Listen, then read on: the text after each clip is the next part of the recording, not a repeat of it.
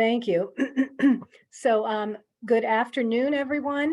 I'm Mayor Schulman with the Hartford Foundation's Nonprofit Support Program, and I want to welcome you all to today's session on planning for successful facility projects.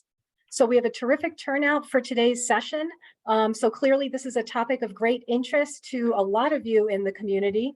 And since we're kind of a large group and we'd like to sort of keep background noise to a minimum, you've all sort of entered the Zoom room on mute, and please stay on mute unless you have a question or would like to make a comment. So we will be taking questions throughout the session, and we also have time reserved at the end of the session for questions. So please ask all the questions that you have. And if you do have a question, please enter it in the chat. Or you can use the raise hand feature at the bottom of your screen. And all you need to do is click on reactions at the bottom of your Zoom screen and then click raise hand. So special thanks as always to my terrific NSP teammates, Monica Kelly and Betsy Johnson, for all of their hard work behind the scenes and their great teamwork in planning for and managing today's session. And also just my colleague, Damian Baker at the Hartford Foundation for his help with the session. So Betsy will be posting a survey for this session in the chat towards the end, and she'll also be emailing you the survey. It's the only price of admission, and we really do value your feedback and take your comments to heart. So please do take just a couple of minutes and fill out that survey. So I'm delighted to introduce our facilitators for today's session, Susan Nelson, who is Executive Vice President at TDC in Boston, and her colleague Nora McVeigh, who is Senior Vice President at TDC. Both Susan and Nora have extensive backgrounds and experience in financial analysis and facility planning, so you will be in very good hands today. I'd also like to just take a quick minute and thank our panel of 4 local experts for taking time away from their busy schedules to be with us today and to share some information and resources that I think you'll find really valuable and relevant to our local community here in Connecticut. So our panelists include Matt Puglisi with the Community Investment Fund at the Department of Economic and Community Development, Matt Straub, we have 2 Matts today, at LISC, Dan Karowski at Chifa, and Kim Hawkins at HEDCO. So thank you all so much for being with us today. You'll hear from them a little later in the session. And now I will turn the program over to you, Susan and Nora. Great. Well, thank you very much for attending today. We will hope to be able to keep this at a brisk pace, but I really want to kind of reinforce the idea that we really would love you to ask questions. You can, again, raise your hand or put them in the chat. I will pause, Nora will pause in different sections and make sure that if there are any questions that you could ask them, and we will do it again at the end. But please feel free. If something is confusing or you don't understand, or you just have a comment, happy to have that conversation. Okay, so now I'm going to do the scariest part of the meeting is I'm going to share my screen. Okay, can everybody see? Yep, great. Yes. Oh, and it was indeed scary because it closed. Hold on. I'm not sure exactly what happened, so hold on one second. We just practiced this too, so that's really bad.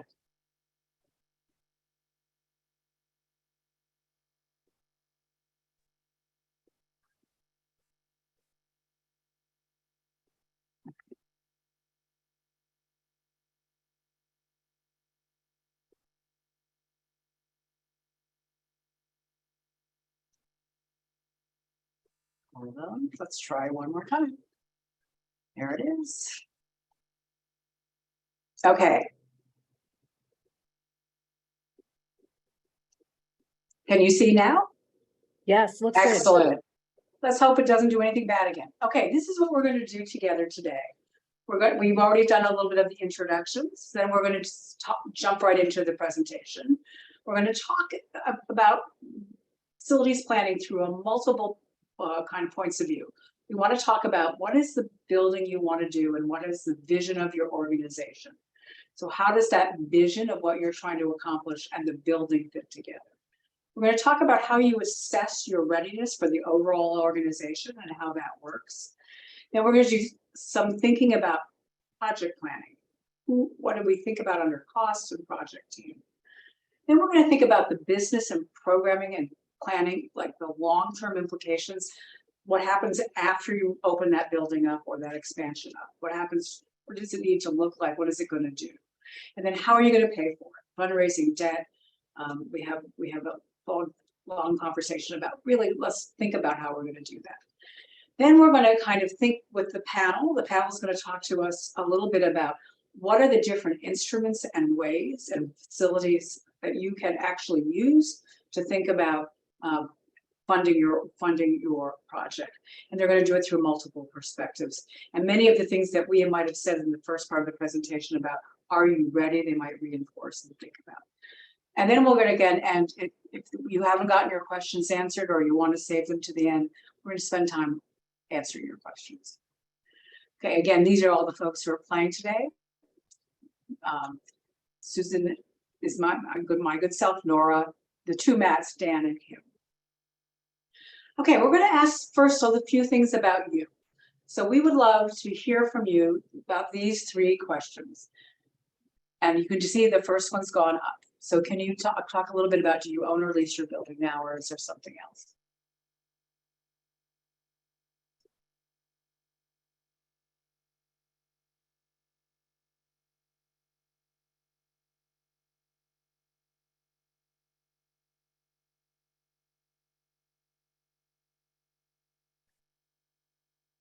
Okay, so looks like we've kind of stopped.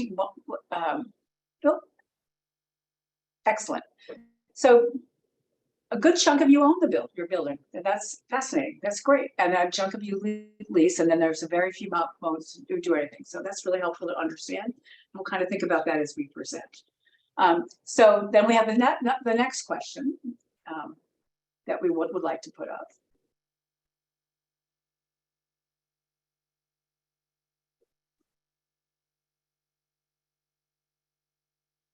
Okay, this is, when are you planning, if you are, when are you planning to start your project?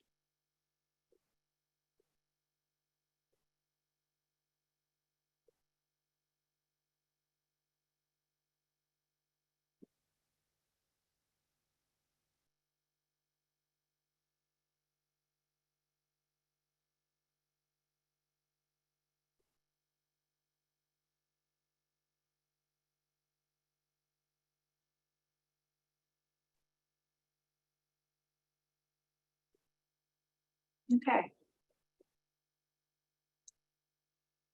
So a chunk of you are really thinking about a project close in, next 6 months, and then another chunk right within a year or two. So that's interesting to us as well. So I think, this makes it kind of urgent to kind of talk about some of the things we want to talk about. But if you're just daydreaming or the next 3 or 5 years, I think this is still going to be helpful for you, because who knows when the daydream is going to come true, but very helpful to understand this. Okay, then let's look at the last question. Have you been through a facilities project before? Either in the organization you're in or with a prior organization. And you can't count your own house building, although it's very similar.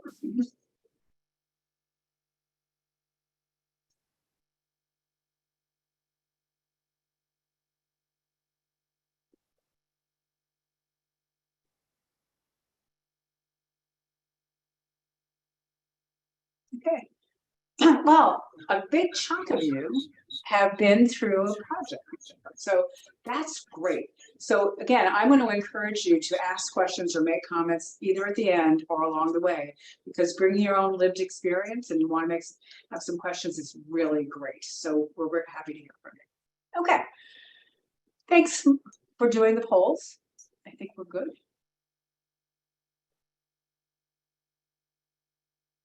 And we can go on to the next piece.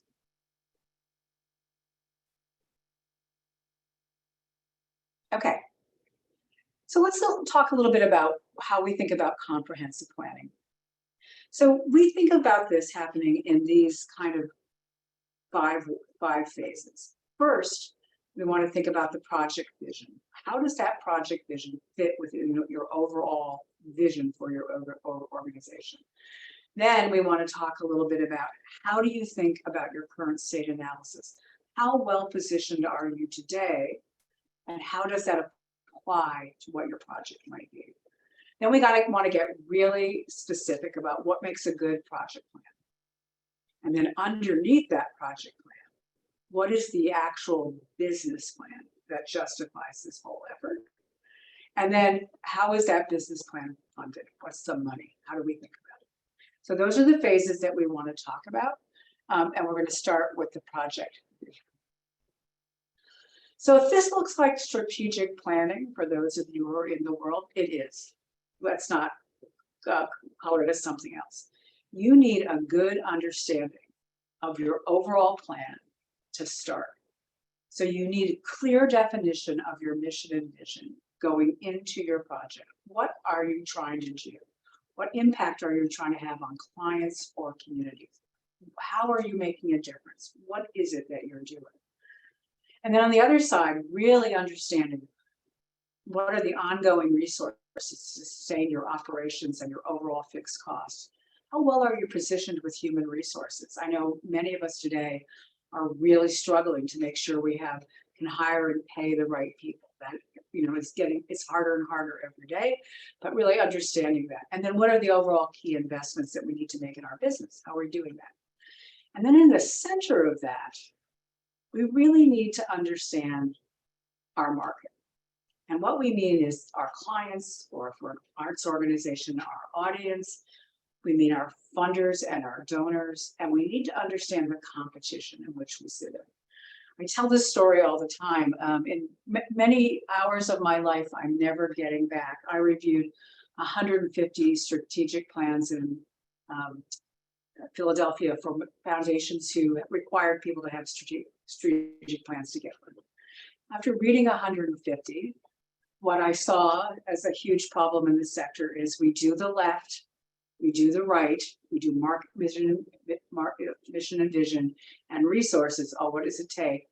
We dream our dreams, we call it a plan, but we never say, is the market big enough to do something about it? We don't test the market. We don't understand the market. And in that same group of 150 in Philadelphia, which we've used as a test market for years, we did a test about expansion. And for those organizations that were about 65 of them on the 150 who had done an expansion in the last 10 years, one had done it in response to demand. And the results were about what you thought they would be, because the demand did not stand up. It was not enough to justify the expansion, and the people really struggled. So I think we really care about that center section, understanding in planning what is the market demand. And we think about that as funders too. Funders and donors, understanding how big that market is and how sustainable it is, and Nora will talk about this a little later, is really important to understand. So then layered on top of that, we think about other things too. So obviously what we just talked about is a lot about the business model drivers. What is driving your business? What are the revenues and cost structures that do that? How do we see, who we're serving and the resources we need? But also we think of these two other things, time horizon and life cycle.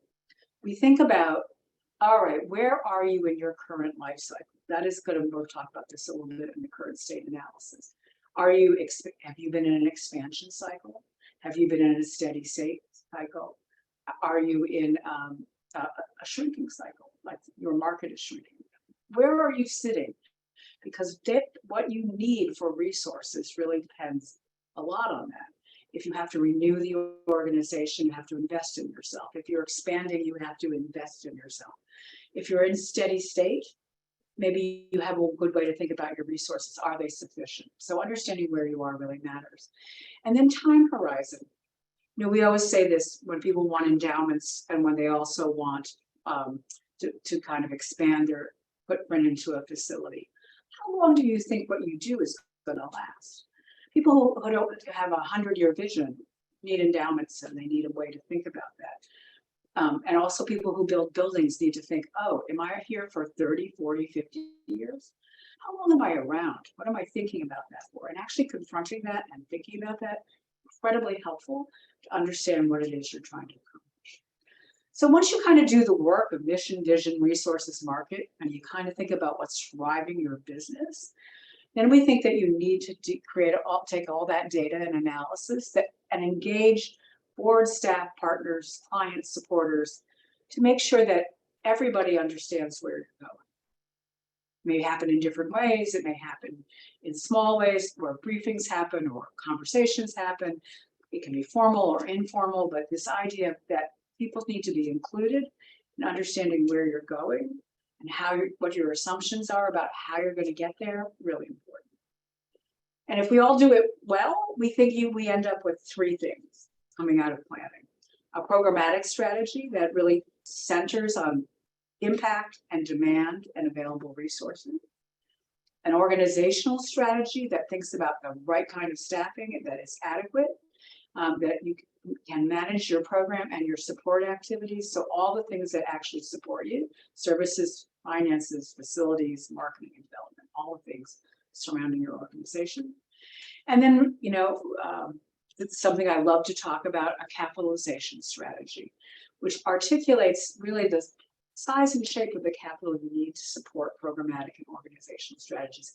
And we're going to talk a little bit more about the capitalization strategy because we think getting a real handle on what your balance sheet looks like and what your business model looks like is incredibly important as we move forward. It's just as important as that mission, vision, market, and the resources. Okay. So then we need to say, okay, what is the project vision that goes with that integrated plan? So now you have the big picture. Where are we going? How are we going to get there?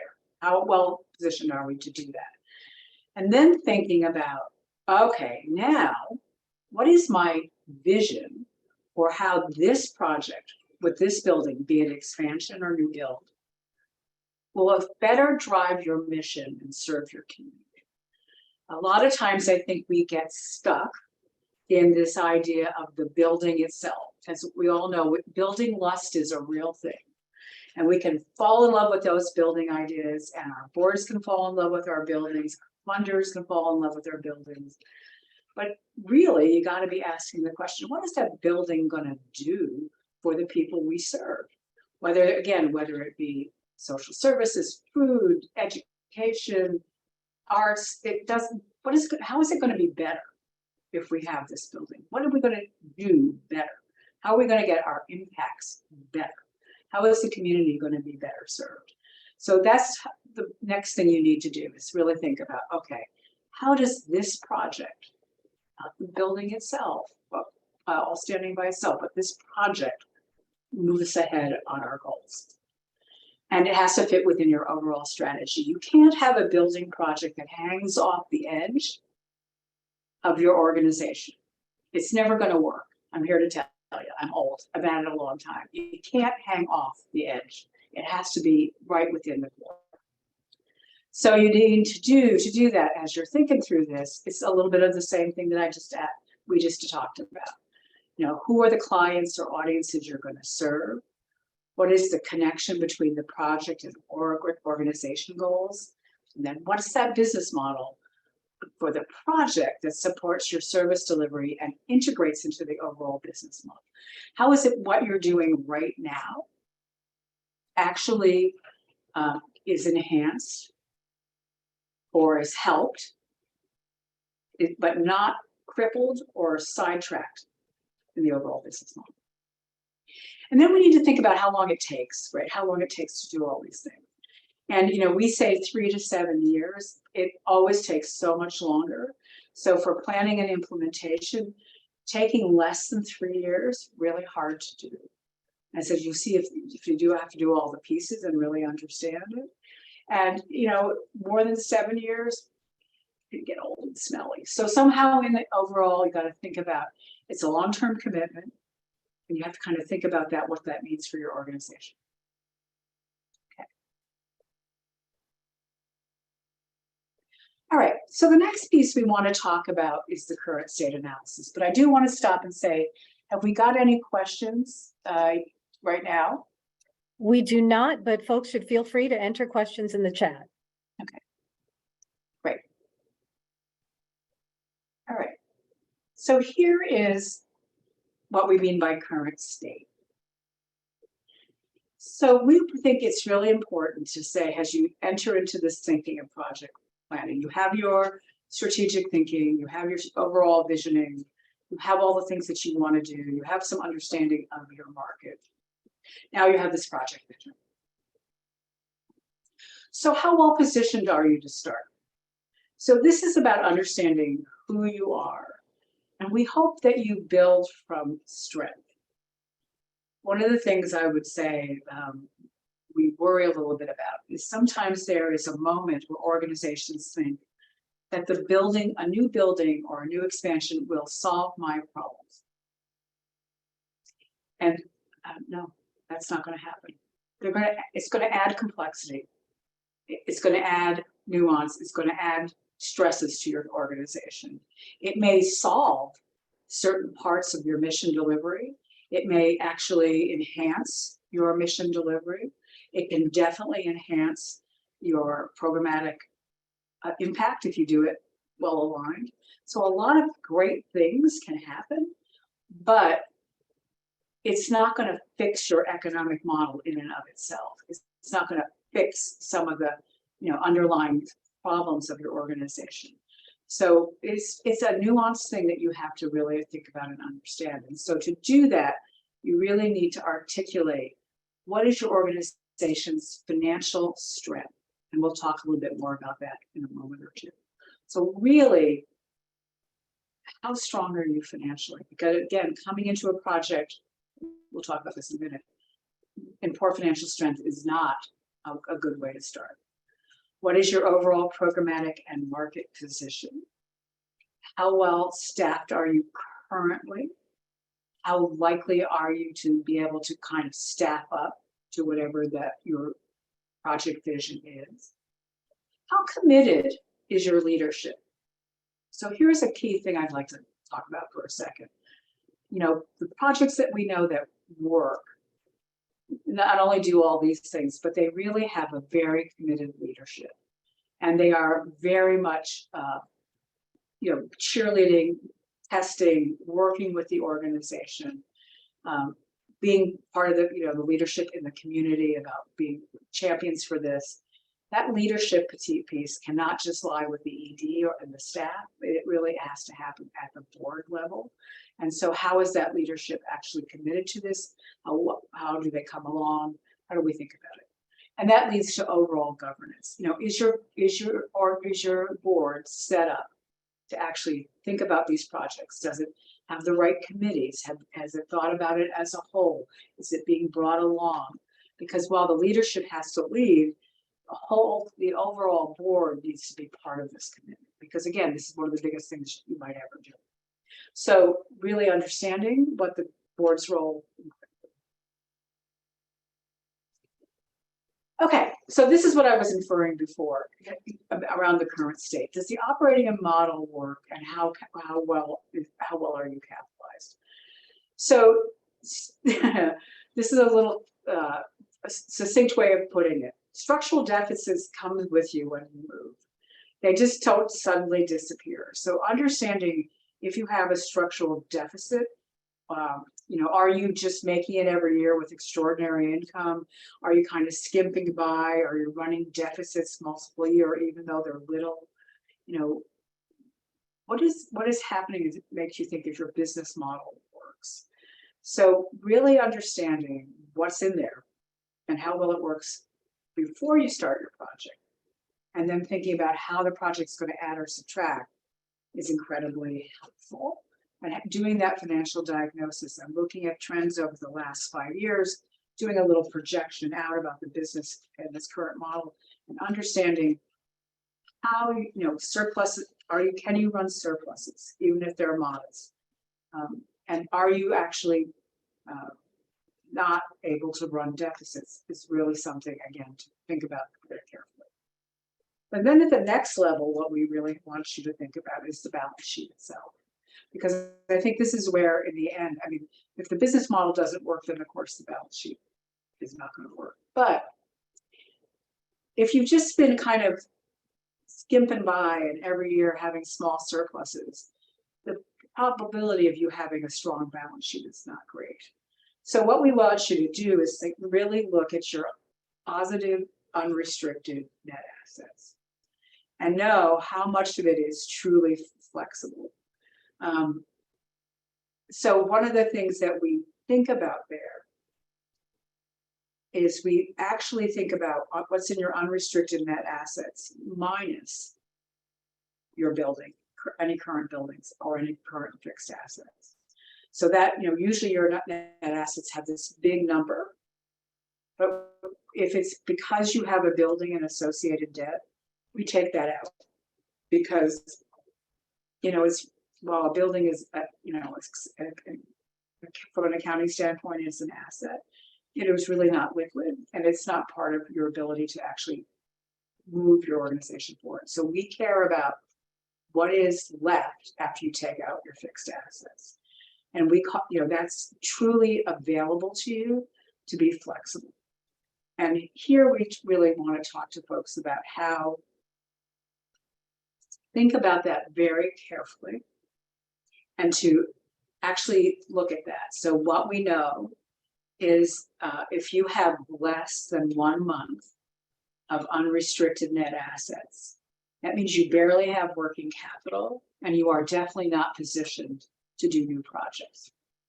So you actually have to think about, after I think about, do I have a month of unrestricted net assets after I take out any kind of building and debt? How much more would I need in order to actually think about going into a project? So every, at the month, at least a month is working capital. After that, you might have some reserves that you could distribute.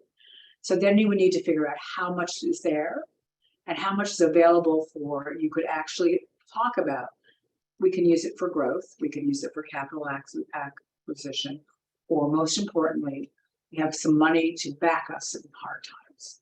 So we actually, and we'll talk about this for a second. So we want to think about how much is available, both in unrestricted net assets, and then how much of that is available through cash that is yours that you can actually use. I'm going to stop. I'm going to explain this more in a minute. Does that make sense to folks? Is there anybody who has a question?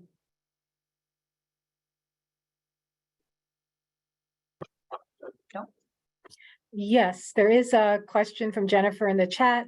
If I am a startup with the purpose of having a building, therapeutic residence for individuals with special needs, do you have any advice for creating financial plans, et cetera, around this goal as I am creating the nonprofit? In other words, doing both the nonprofit organization and the building planning at the same time? Yep. So, a lot of it applies. It's just that you don't have to take the existing business with you, right? But you still need to create the financial projections. You still have to do the planning work that says, what is the mission and the vision? What is my market? You still have to do the big picture work. How do I know my market is there for what I want to offer? How am I going to assure that I get the impacts I want? And what are the resources that it's going to take? So you do the exact same work. You just don't have to do the current state analysis. And then you have to think about what we just talked about. Will our business model actually work? So if we project out financials for the first 3 or 4 years of this effort, what do they look like? Do they work? Will they take us a few years to get to scale? Most new businesses take a little while to work.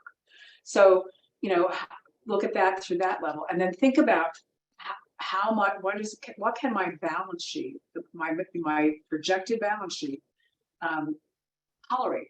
How much cash do I think I can raise? How much cash do I need to have on the balance sheet? And how much of that equity can I actually call on to do this building project? And that, when we get to debt and stuff at the end, that's going to be really important to understand. So you just use the same principles. You just don't have to think about integrating it into current operations. Does that make sense? And Susan, there is one other question from Chris, which is the analysis we're talking about now. Does the approach change depending on whether you're an owner or a renter? So yes, but slightly. So if you are an owner, all of this counts, all of it. If you are a renter, You have to think about it through the, if you're doing a new space, through the leasehold improvements idea. So what do you have to do to improve the leaseholds? But if you're going to expand your rental footprint and you're responsible for some part of the leasehold improvements, externally, internally, who the heck knows what, you still have to do some of the same work, but it's probably a lot less capital intensive, but it might have a longer term tail for your operational thing, because rent could get is what rent might be, and all the utilities and all the good stuff that goes with it is there. So it's a shade different. It's a shade different. Any other questions? Just one other, Susan, from Jess. Capitalization. Wouldn't a major building project come from funds outside of operating assets? So yes and no. So let's be clear. So you will need, and when Nora talks about this, when you start up a project, it costs more money than you could ever think about just getting started. Pre-development, like hiring consultants, hiring designers, hiring architects, hiring a project manager, thinking about doing specs on things. That all costs money. And you probably don't have a capital campaign yet in effect, or if you do, it's only in the pledge statement part, or if you haven't got financing effect, unless you've gotten a few pre-development funds, which you might be able to get. But the truth is, there's a cash call the moment you get serious. Then what we want to make sure, and we'll talk about this again more, is while the major capital is going to come through capital campaign and financing and flow through your balance sheet, absolutely, there will be other amounts of money that you really need to make sure your balance sheet can support. So for example, if you have an organization that has a $3 million operating budget, and you have operating reserves that are kind of suited to that $3 million operating budget, and if the building is going to call for you moving to being a $5 million operating budget and some facilities reserves, and your operating reserve number just got 80% higher. Here's a big truth that we say to everybody. We've studied this all around the country. The chances of you raising the operating reserve through fundraising is slim to none. That number always falls out. And the chances of you raising your endowment to the right level always falls out. So you need to be really honest with yourself about what your balance sheet can handle, not about the big capital expenses, but the pre-development work that started, what it takes to run the organization and what's going to happen on the back end.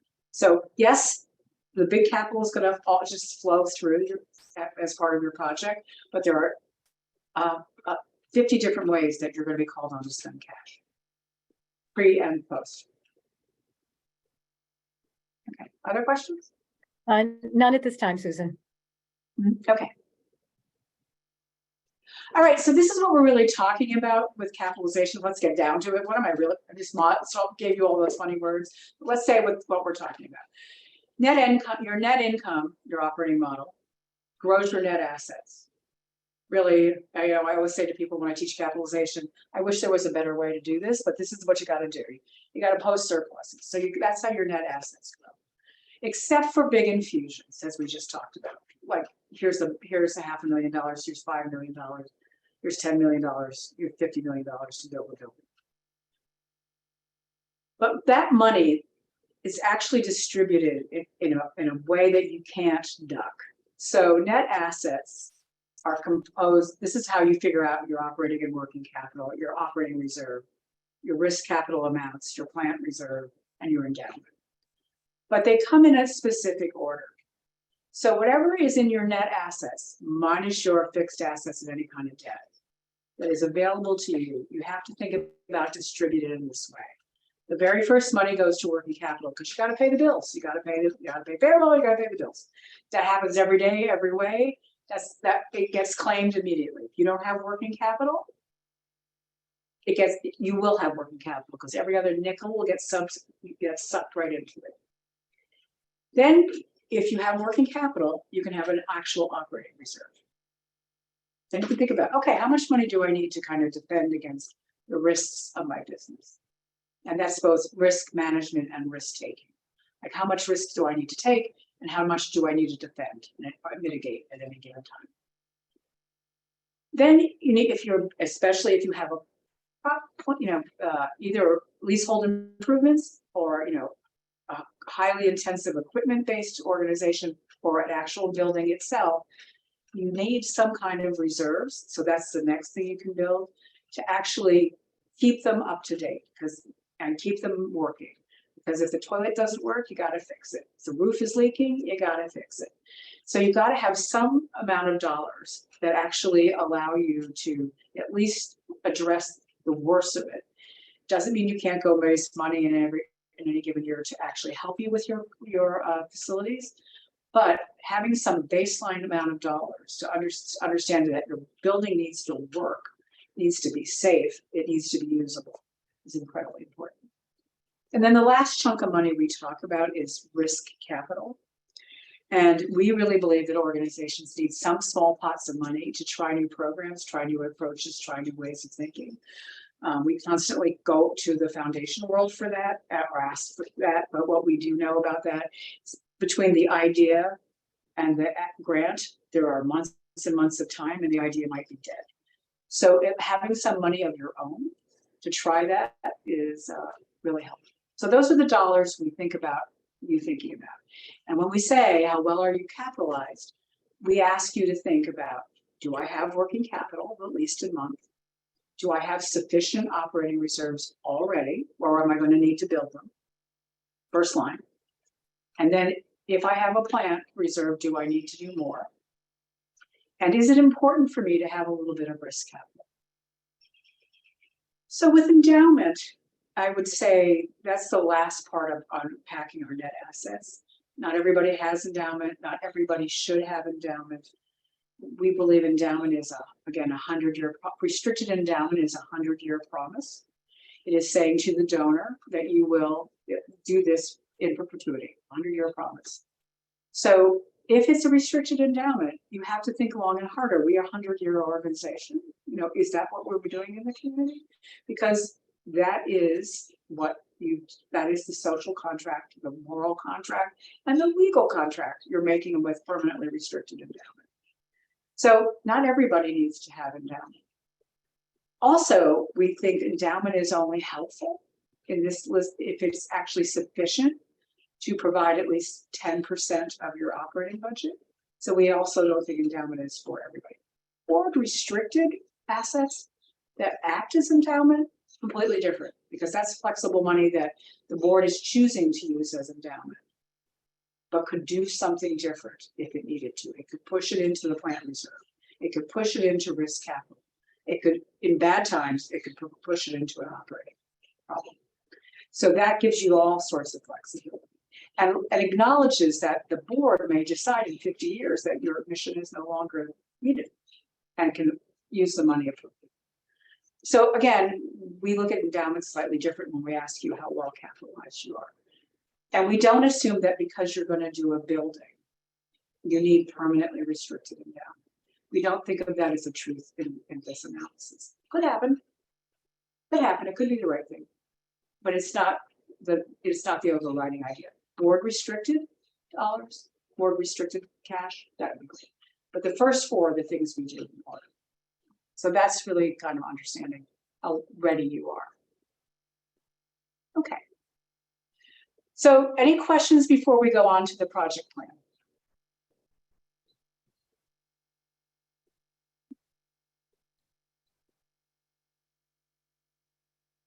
Okay, so I'm going to stop. So Nora's going to jump in and start, and we're going to do the second scariest thing. We're going to hand over the slides. So hold on.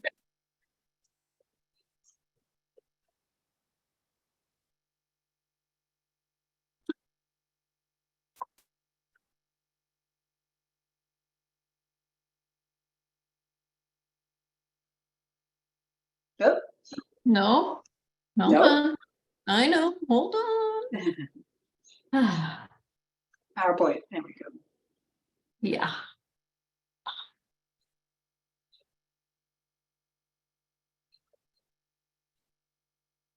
Okay, we there? Yep. Great. Okay. So we're going to move now from talking about the planning around the organizational and financial and capitalization into more of the bricks and mortar of the project planning. And so we'll talk a little bit about the project team, the project budget, and schedule and timeline. Okay. So first, the project team, I think it's helpful to go into these projects with the expectation that there are more people than you want involved.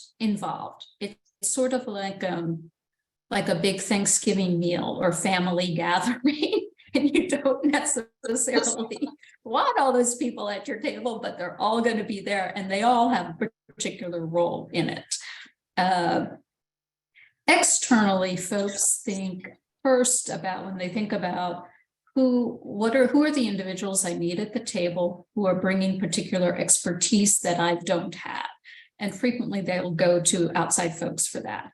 So that is the architect, it's the engineer, it's the general contractor, it's a real estate broker, it's, a finance consultant, whoever that might be. So there's a whole team of folks that you're going to look for externally to come and help you do the project.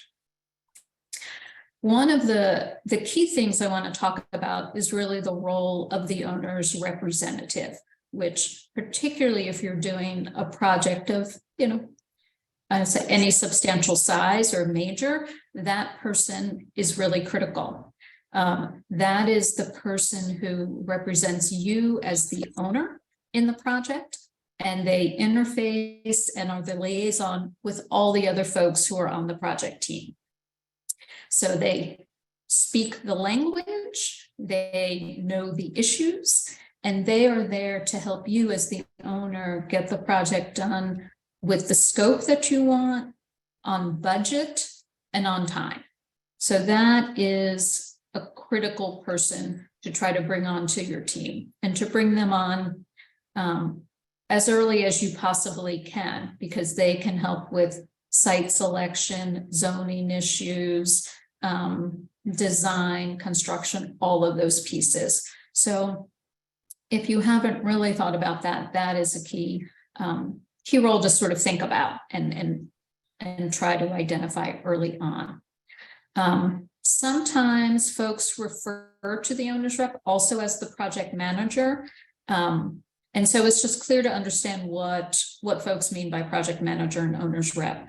Sometimes project manager actually refers to the person who works for the general contractor and is managing the project from their side on a day-to-day basis. So if that's who your project manager is, he is not the owner's or she is not the owner's rep. That is different. So you need somebody who's representing you in that. In addition to all of the external folks, it's really critical to also think about internally who is on your project team and what their roles and responsibilities are and who has decision rights over what during the process. So typically we would see someone who is in the role of a CEO or executive director, a finance person, if you have a chief operating officer sometimes, if you are large and you have multiple facilities and you have a facility manager, a property manager, it's usually one of those folks who on a day-to-day basis is leading the project for you and representing the organization with all of the external team members. Often some program people, senior program people, or other staff get involved in the project because it's either at design stage or there's different charrettes that people do. And so it's helpful to have those folks involved too. And it's just important to be clear about expectations and the difference between input and decision. So if everybody wants their own private office and that's what they say they want, but in the end they don't get that, just to be clear up front of that piece. Hey, Nora, think- before you move on, there are a couple of quick questions in the chat. Chris is asking if we're leasing our space, are we the owner in this context? You are not the owner of the building, but you are the owner of your tenant improvement project. So in that sense, you're a project owner, but yes, technically not the owner, if that answers the question. So you are the one who is like, if you're responsible for tenant improvements, you're the one who's hiring everybody to do that work. And so therefore you are the owner. Right. If the And, landlord is doing it, you know, you're not the owner, but you still have to be involved in that. Great. And Yasmin asked, where do you find one? And I think she means a project manager. If I'm wrong about that, Yasmin, please unmute and correct me. Nope, that's exactly what I meant. Just because she was talking about, you know, someone to keep the project on task and someone who can help you manage construction and whatever it is that needs to be done. And I figure there's a lot of people who call themselves project managers that don't necessarily do the job the way Yes. you need it done. Absolutely.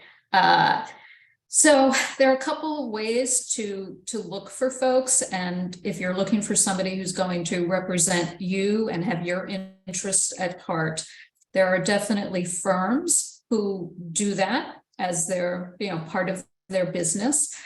I would also say, since I think it was 60% of the folks on the call have done a facility project before, and or I think 30% or so are close to doing a project. The best is word of mouth and references and folks who have done that. So I would just start talking to other nonprofits to see who they've used, who they worked with, who did they like. And I think it's important to find somebody who's done as close to a similar project as you are doing in scope and size. So it doesn't have to be perfect, but you know, if you're building a health clinic, you want somebody who sort of has built a health clinic before or helped somebody build a health clinic. So. Anything else? Any other questions? Nothing in the chat at this time. Okay, great. So this slide really should be labeled frequently asked questions or so, because the first question we often get is, can I use pro bono or volunteer folks to fill some of these external project team roles? Right?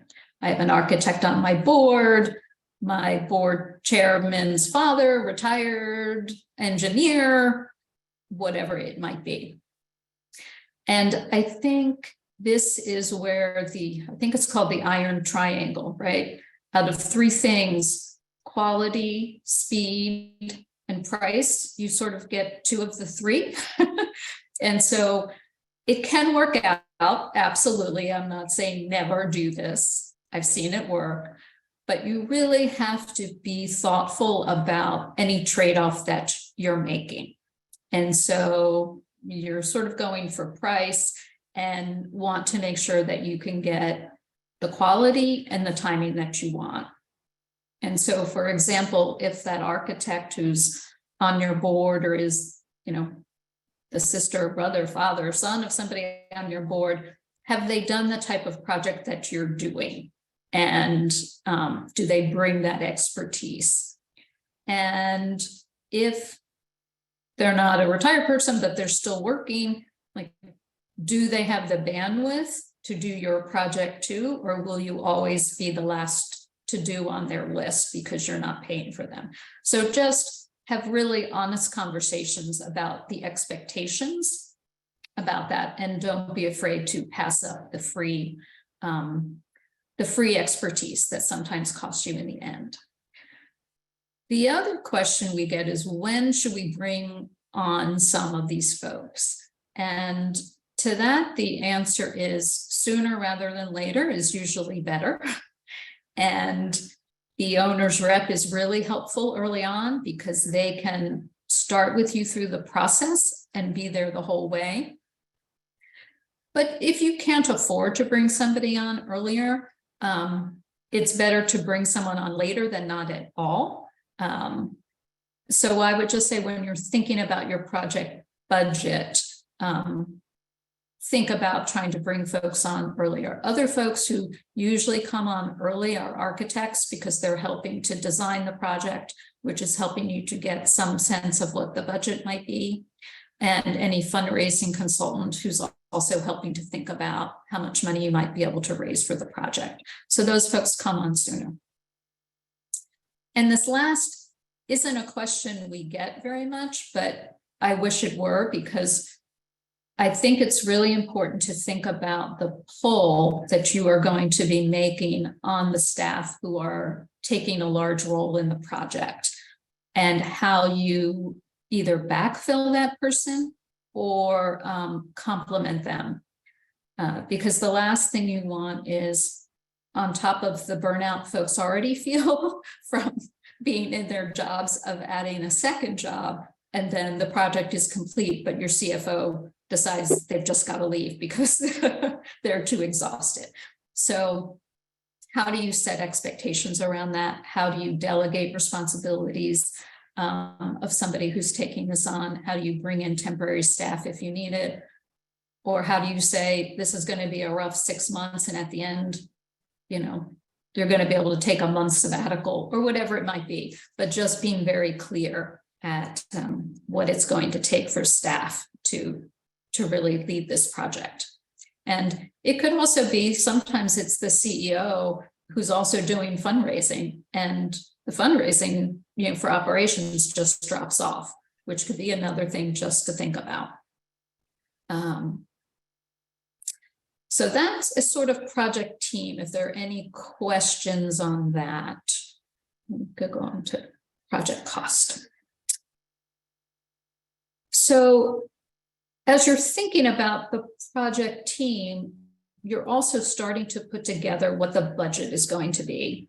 And two words that come to mind when thinking about this is comprehensive, and what's on here, you know, continual.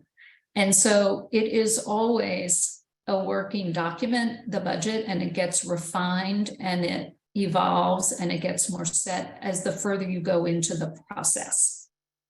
But frequently the number you start with is not the number that you end up with as you learn more information and get more detail.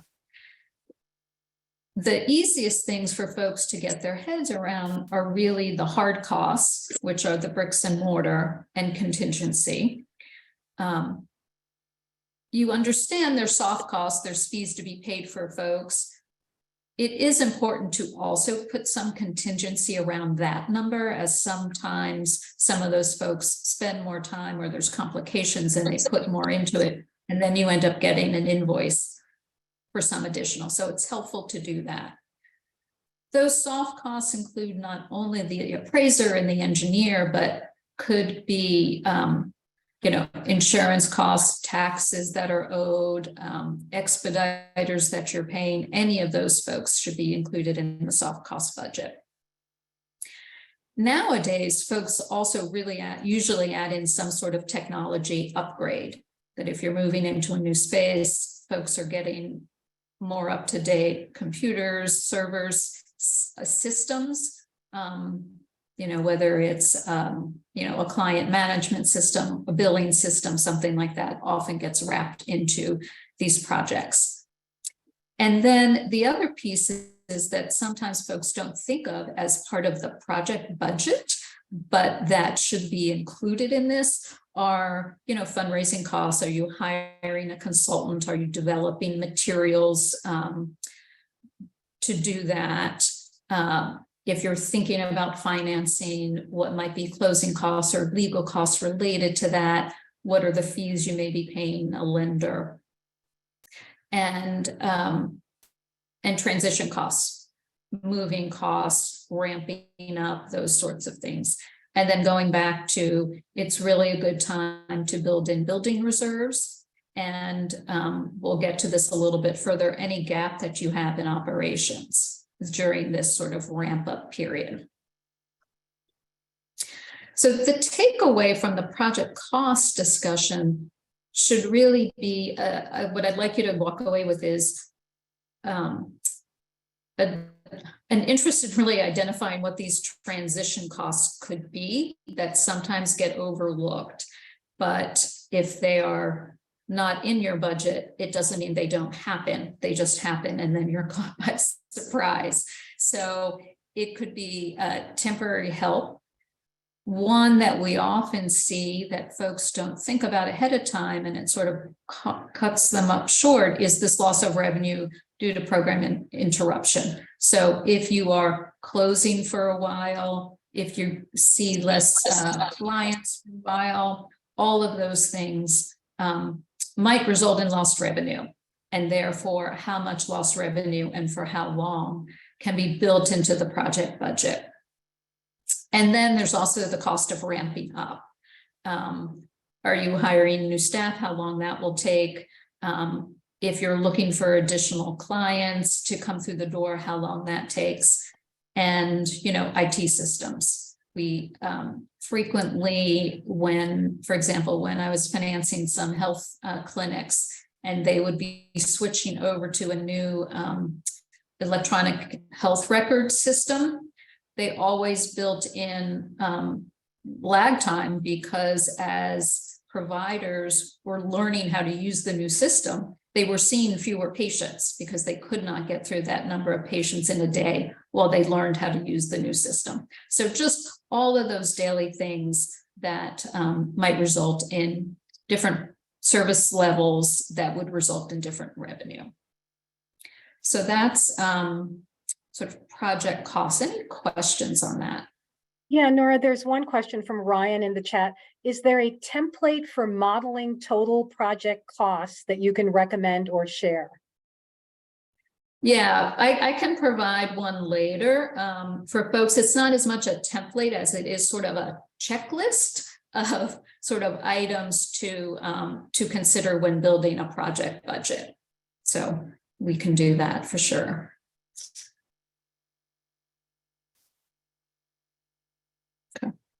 Yeah, and I don't know if there are folks who have done projects before, have some words of advice or something that a cost they incurred that perhaps they didn't anticipate or would offer as advice to other folks on the call too.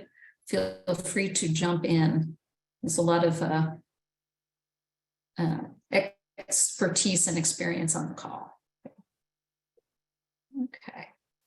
So it is break time. I did not make a slide for schedule, and I actually think that some of the other panelists are going to address this going on. So just before we go to break, and my words of advice on schedule is it will take longer to plan and it will take longer to do. So build all of that in. Don't schedule to the best case scenario. Schedule to the baseline, leaning toward the worst case scenario, and plan for backups. So it's time for break. I think we built in about a 10-minute break. So we will be back at 3:10 for folks. Does that work? Perfect. Okay, great.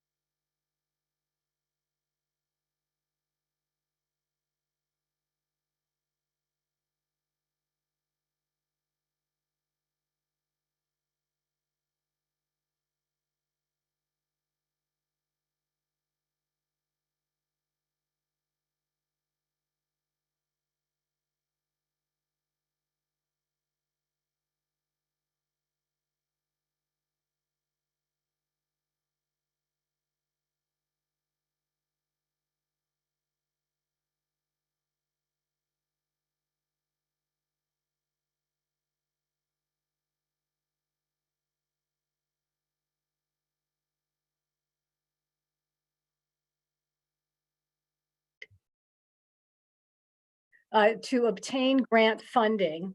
When it came time to execute the project, we had to put it out to bid, a funder requirement, and ended up paying a second architect to rework the plan. Is there a way to avoid this duplication?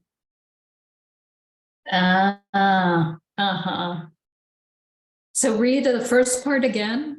I said in our last project, we paid an architect to design the project in order to obtain grant funding.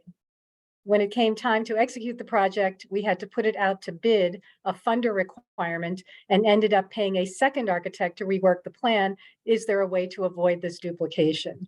I don't know.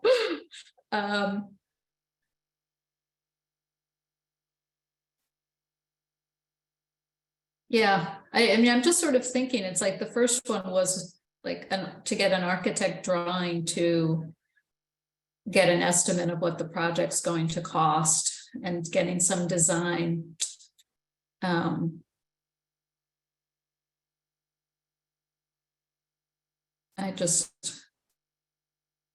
don't know how to avoid that if that's what the funder wants. Well, Yeah. also the other thing I would say is that speaks to the danger of taking an early architectural set of drawings too far, right? Because what you might get to just get people interested and to understand the scale and scope.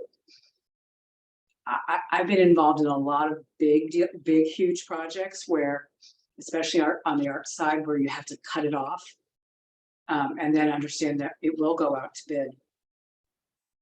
And it will go out to bid, and that our initial architect should understand it will go out to bid, and so you shouldn't take them that far. I mean, but sometimes, just what Nora just said, it's the cost of doing business, because you have to get funders involved. It's the cost of doing business. Yeah, but it's a good question, the scope Yeah, it is a of good what question. the first architects is doing. Yeah. Okay.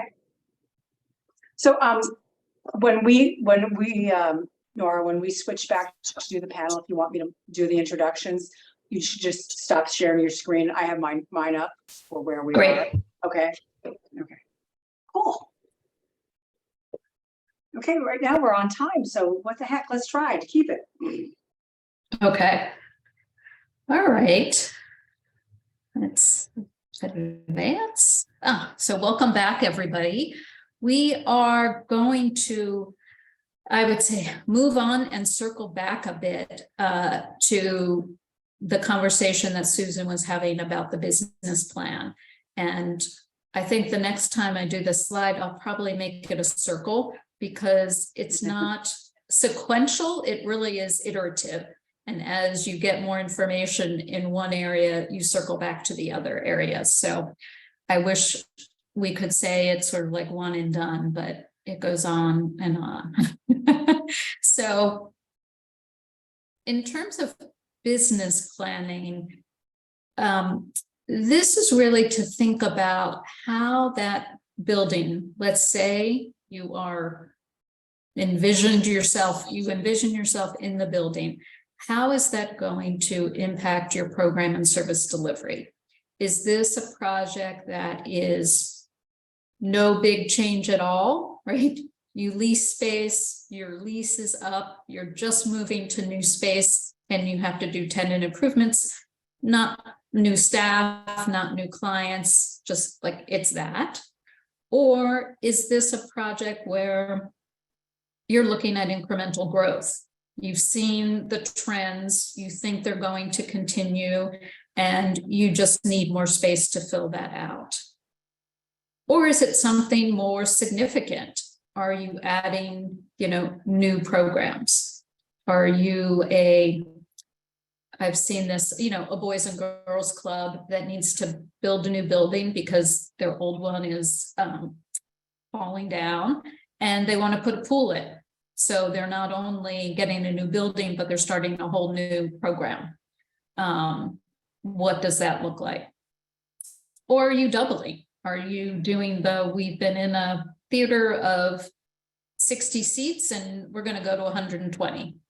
And so really thinking about what that program change is that you envision, and putting very, concrete and tangible numbers against it. What would it cost to provide that level of service, those programs, to really implement that growth? What are the staffing implications, the operations, fundraising costs, utilities? If you're adding a pool, you not only need lifeguards and insurance, but you need to maintain the pool. So how does all that impact your operating budget? What will the operating budget look like on the day you open the new facility and for the next 5 years?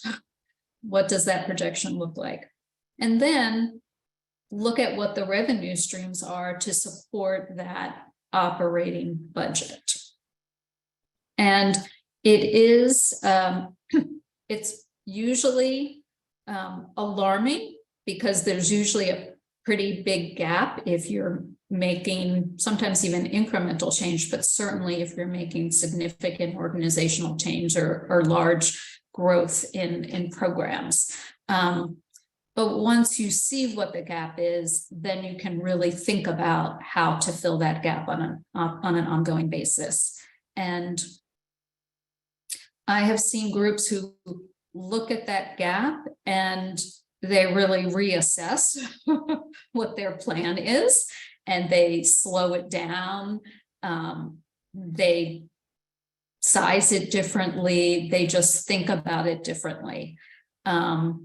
I've seen folks who look at that plan and basically decide to stay where they are because it's just too much of a leap. So the danger is really in not doing this sort of very concrete financial projection and then getting in the building and realizing you cannot support yourself in the building.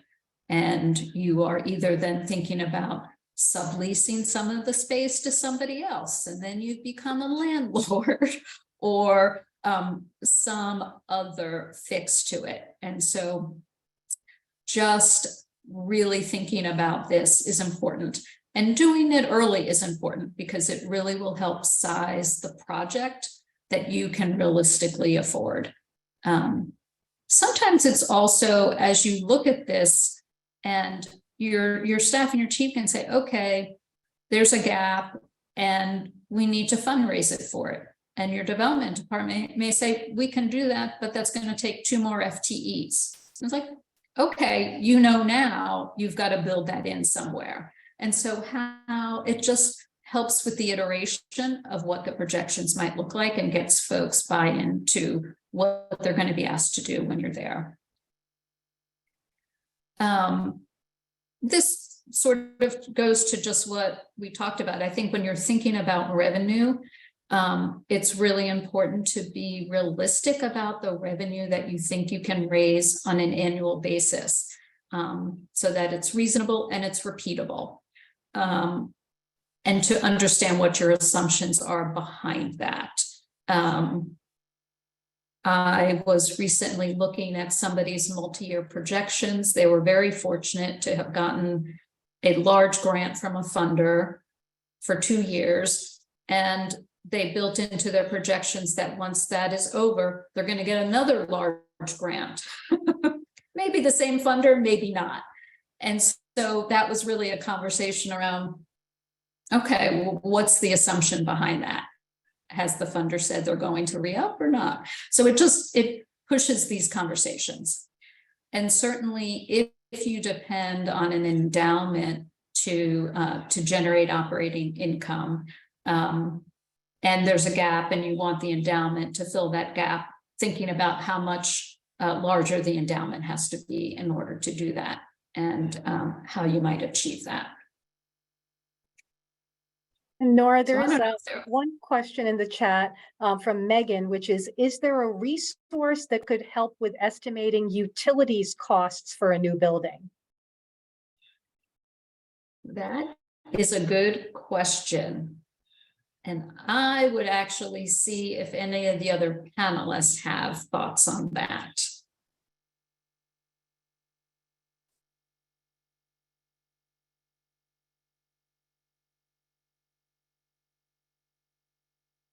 if maybe we can get to that later. Let's maybe put that question on the parking lot till we get to the panel. Thank you. I will say that often when we work with the architectural firms in the very beginning in the pre-development phase, there is somebody on staff who can help you with utilities estimation. They would also kind of help you think about the bigger issues like, is this HVAC or this electrical system going to be so much bigger than what you have now? And while we always say, oh, it's going to be money saving, like sometimes the systems are so much more sophisticated. Whatever you're saving on energy, you're eating on maintenance. So I think there are people, that is a really good place to start.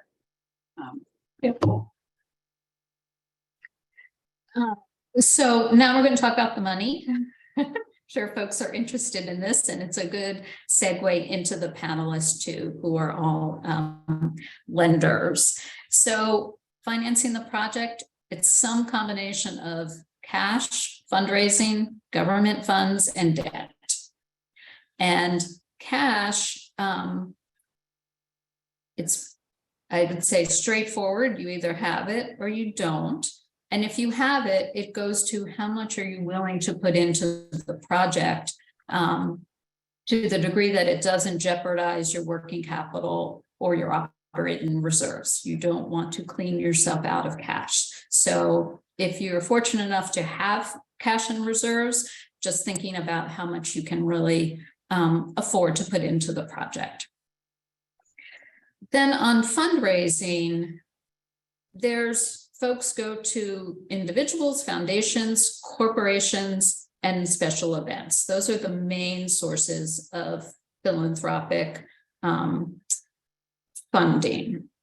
And that is all, that's great. And what we like to do is encourage folks to base the fundraising goal on what the project cost is. Don't underestimate because you think that's the number that the market can bear, but just go out with what you really need to raise. And the larger your goal is and the broader the sources you want, the more important it is that you really think about having a feasibility study done. So if you're doing a small campaign and you have 4 or 5 donors that you think are going to do most of it for you, and you've had conversations, you might not need to invest in a feasibility study.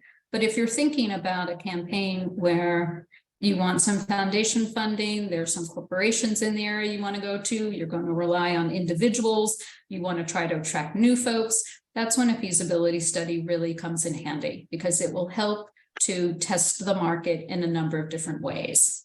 So it is a feasibility study is a third party. Typically, there are firms who specialize in this, and they help create the case statement. What is the compelling statement for the project and why somebody should fund it?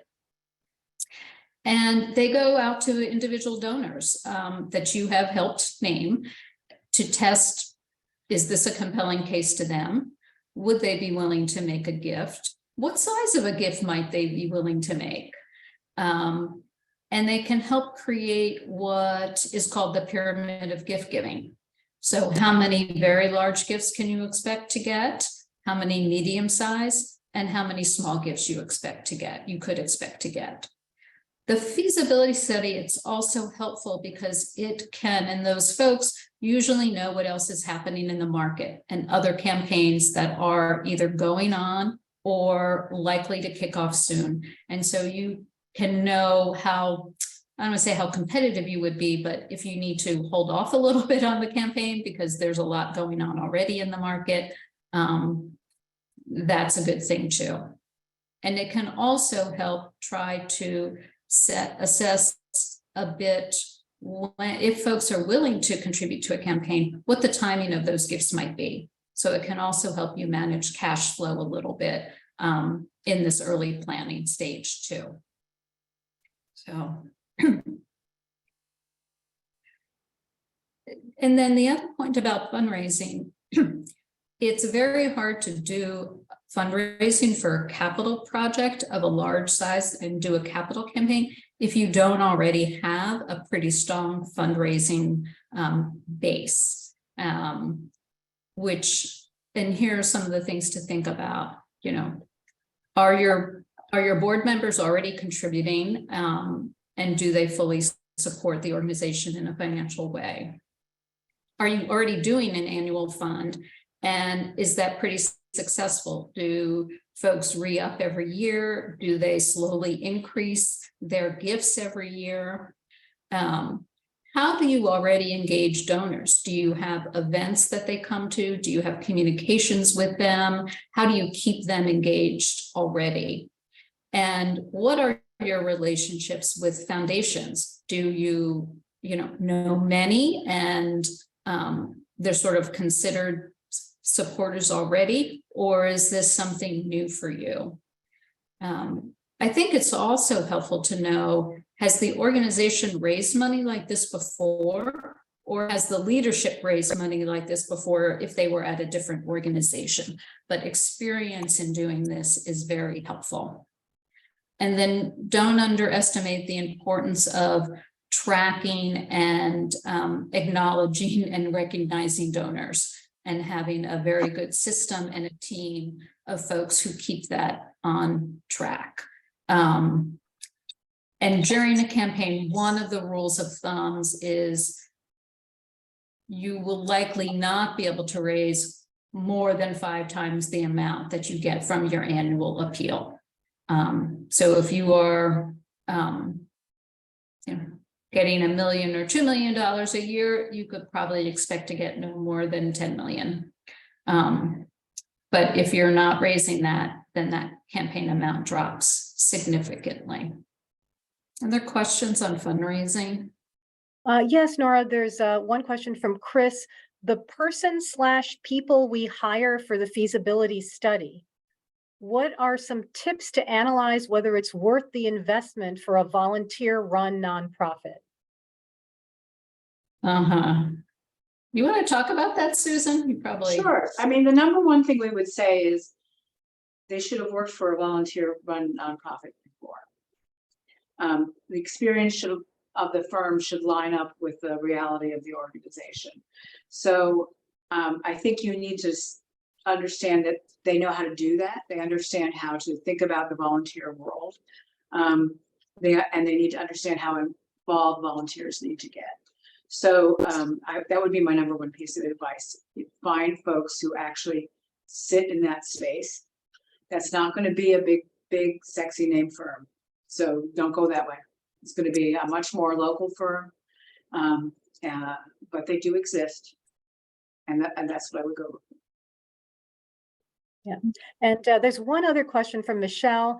Will there be a discussion around the building project as part of an investment strategy that it will be rented out as well as owner occupied? So are you talking about a revenue stream as part of the support of the building? That is possible. That is something that you would do in the phase of the business plan, where you would figure out, oh, I think one of my income pieces are going to be rent. I wouldn't think of that as an investment strategy, because being a landlord is scary.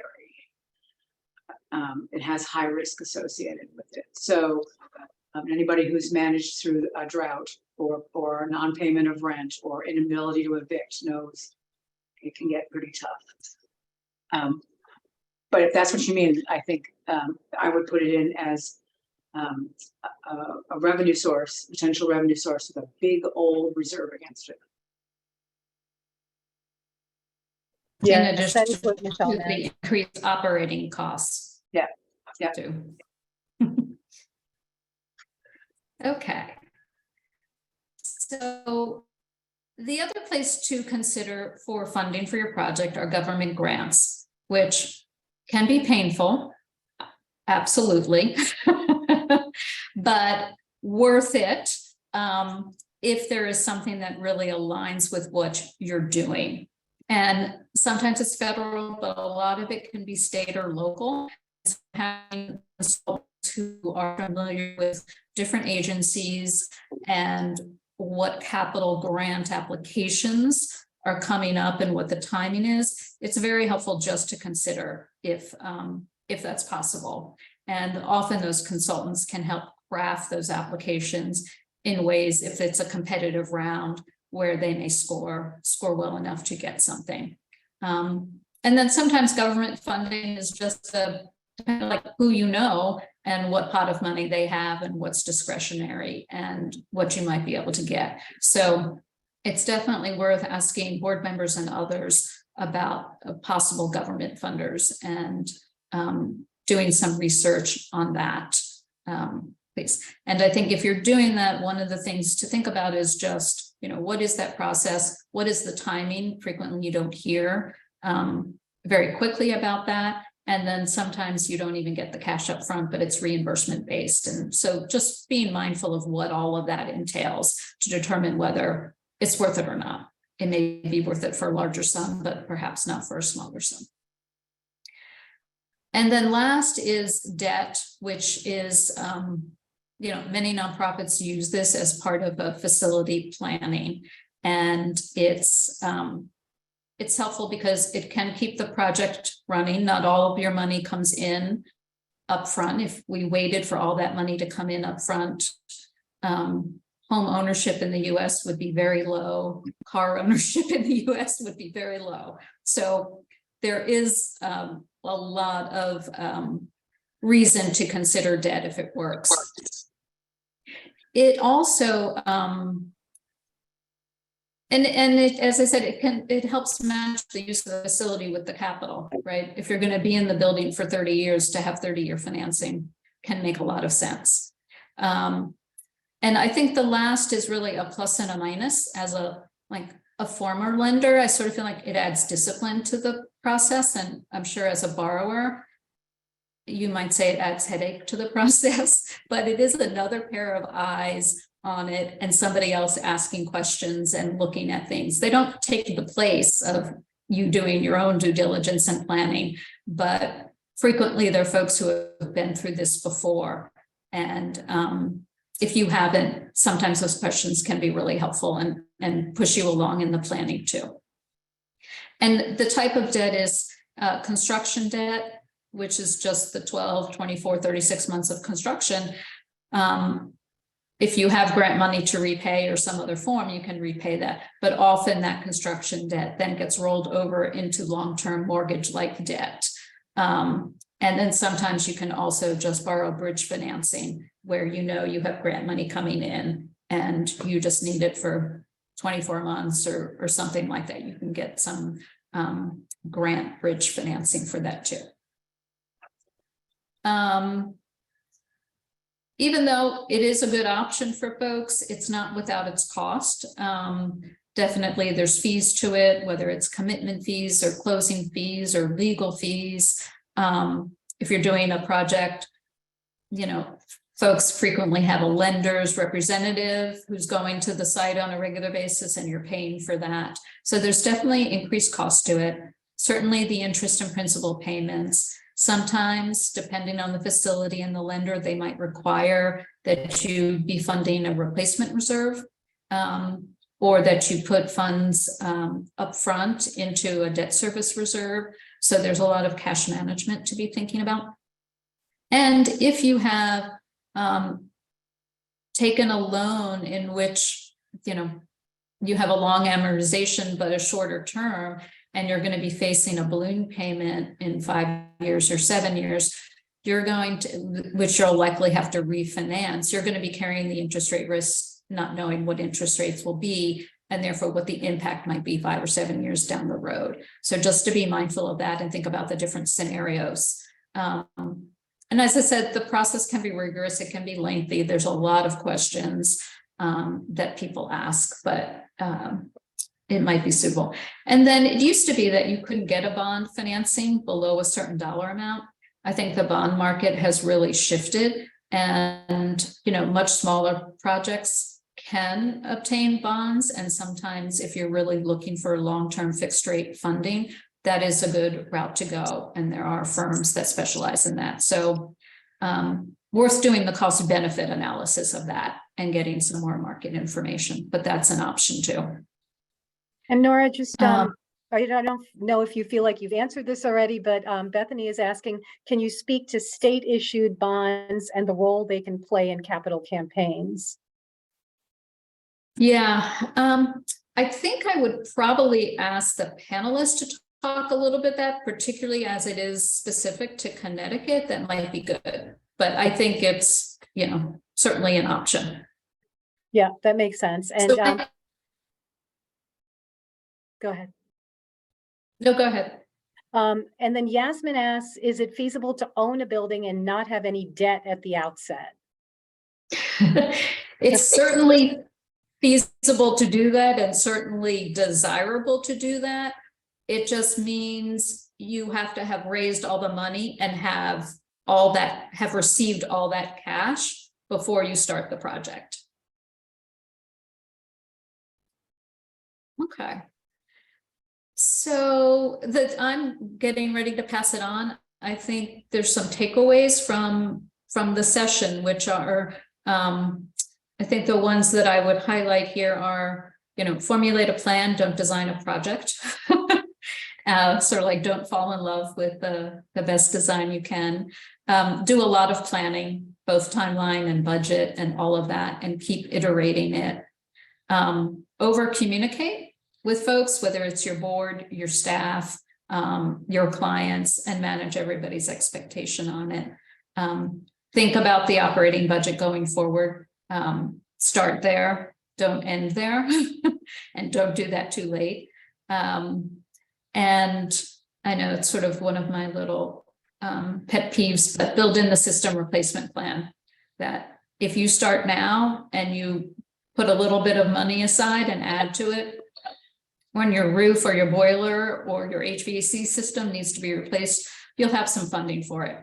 And it's much easier to do it now than to try to find somebody to pay for it later. So I'm going to stop sharing and turn it back to Susan. Great.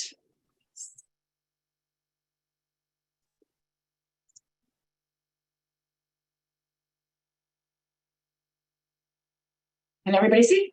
Yeah. Are we good? Excellent.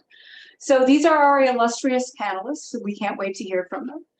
They are going to help us think a little bit more about what is available out in the community and how they think about this kind of financing.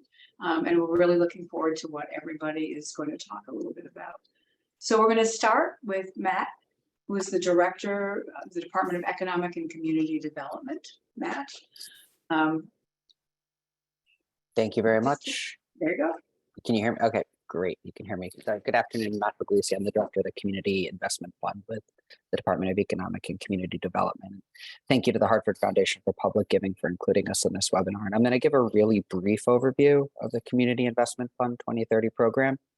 The program has been authorized for 5 years and will provide $875 million in grant funds over that time. We're just completing the first year and have awarded $175 million to funds or to projects in 54 different projects, I should say. The authorizing legislation makes possible an additional 5-year extension as well. So this program could be around for a while, be a significant resource for capital projects for public facilities. And in the 2 rounds that we've had, requests for public facility renovations, additions, or new public facilities have been the by far largest project proposal category. And so as a whole, community investment projects are looking to have transformational impact in underserved municipalities across the state. And although the program funds capital projects that are much broader than just public facilities, I'm going to focus my comments today on that component. So jumping in here, eligibility, really easy. There's 55 municipalities that are eligible, and that list is on our website, and I can throw that into the chat when I'm done talking. Those communities are public investment communities and alliance districts, and there's no difference if your community is one or the other. And so then if you're in one of those 55 municipalities, the eligible applicant either needs to be the municipality itself, a community development corporation, or a nonprofit organization. If you're a nonprofit that serves multiple communities, the CIF funds need to be used on a project that serves the eligible municipality. We can go to the next slide. So then in terms of an eligible project, it has to be these two things as well. It needs to promote economic or community development, and then it has to benefit a target underserved population. And so it has to further the consistent, systematic, fair, just, and impartial treatments of all individuals, including all that are underserved and marginalized that have been denied such treatment, such as all persons of color, members of religious minorities, LGBTQ persons, persons in rural areas, and persons otherwise adversely affected by persistent poverty or inequality. So that's the eligibility piece. We can go to the next slide, Susan. And then in terms of project categories, there's several types of eligible projects. We do small business support programs and capital improvements. Now, the Community Investment Fund awards are through state bond funds, and these are reimbursement grants. So just as Nora was discussing earlier, you're going to incur expenses and then be reimbursed. And you'll also, by taking state funds, you're going to be subject to bidding and procurement policies and processes for professional and construction services. And so you're going to want to take that into account, as well as other requirements that public monies come with, right? So such as requirements from the Department of Labor around prevailing wage. You're going to want to take those into account when you're developing your project budget. We can go to the next slide. So recently, just last week at our Community Investment Fund board meeting, the board created a new grant category, and it really ties into everything that we've been talking about today. It's a planning grant. It's for a set amount of $250,000, and it can be used specifically for certain eligible activities. And the goal really is to help organizations take this idea and get farther along the process so that they can come back to the Community Investment Fund in a future round with a capital project request that's more shovel ready, that's more feasible, that's more sustainable. And so specifically, funds can be used to cover community engagement processes. We often try to remind applicants this is the Community Investment Fund, not a nonprofit facility program. So let's show how the community wants this, how it serves a need in the community. It can fund feasibility studies, sustainability analysis and planning, development of the project plan, conceptual drawings, and construction budget documents. Ooh, sorry. Yep, nope, not a problem. Go back to that plan. Oh, got very far. Because now we're somebody. There you go. Go back a little bit more. One more. Yep. And go forward one more. And Madam, sorry to interrupt, but Yeah. The Stratford Library did post, is there a local matching requirement for this? No, there's not a local matching requirement or for Community Investment Fund. We do look at leverage. So any non-state funds that are leveraged, there's no identified ratio. So, the more the better, but as we're looking to serve underserved communities and underserved populations, we understand through this program that there's different resources available. So it's something that goes in favor of a project, but it's not a requirement. And we will, at the end of April, beginning of May, have some, additional webinars that you'll be able to register for on our website to kind of go much more into the weeds in terms of all the grant application requirements and priorities. Because I'm definitely skimming over a lot of it, trying to kind of focus on what ties in today. But some elements that we're seeing right now is organizations are putting these applications in for facility projects. The community involvement piece is very much missing. It kind of goes into that community engagement, the feasibility and the sustainability of the project. And we really want to see organizations take the time to tell us that specific process. We don't have one process that we want to see, but so that it's not just something that is put together at the last, 30 days before the grant's due. Another piece is, and you see this in a lot of state of Connecticut grants right now, not just community investment fund, but is the diversity and inclusion elements. And community investment fund is specifically about supporting a target underserved population. And I think the relevant example here is, a library is a public facility, and a common response we would see to who is going to benefit is everybody in the community will benefit from the library. And yes, that's true. It's open to everybody, but specifically to align with the community investment fund eligibility. How is the underserved population that you are targeting going to specifically benefit from the project? It's not to say that everybody in the community can't use it. And so that's something that we really hope organizations that are early on can take advantage of these planning funds to better ascertain and present stronger responses there and plans. We can go forward to the next slide. DECD best practices really align with a lot of what has been discussed today. As we're assessing the capital project and really how shovel ready you are, where you are, is this budget thorough? Does it take into account everything? Do you have contingency? How did you develop this? Have you worked with architects, engineers? Are you aware of things like prevailing wage? How are you limiting soft costs? And so these are all components that we're assessing that I think really tie into a lot of this planning work that was discussed today by Susan and Nora. Next slide. And then just kind of to wrap up and, bring it back, what we've seen now it says round one, but round two definitely applies as well. Organizations have really struggled with that underserved audience identification, which is basic eligibility. So it kind of goes back to that library example. How is this project going to benefit a target population, even if it's serving the entire community as well? Intentionality of the process, really, how is the community involved in this?